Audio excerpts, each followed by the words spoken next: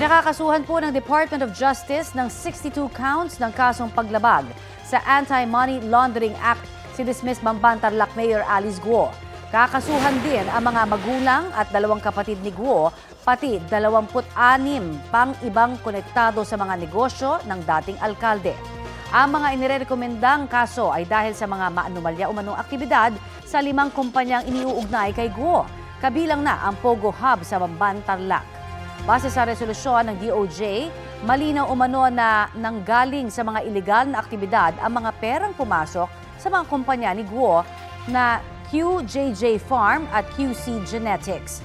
Ginamit umano ang pera para sa mga gastusin ng Baofu Land na may-ari ng lupang kinatitirikan ng Pogo Compound sa Bamban at ng mga Pogo na Hongsheng at Zunyuan Technology na umupa sa nasabing compound.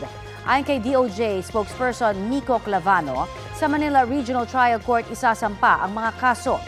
Ang resolusyon ng DOJ ay batay sa reklamong isinampa ng National Bureau of Investigation, Anti-Money Laundering Council at Presidential Anti-Organized Crime Commission noong August 30, 2024. Sinisikap ang kunin ang pahayag ng kampo ni Guo tungkol sa panibagong mga kaso.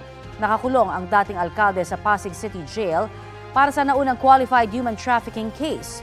Sa mga nakaraang hearing sa Senado at Kamara, mailap si Guo sa mga tanong tungkol sa mga sinasabing negosyo niya.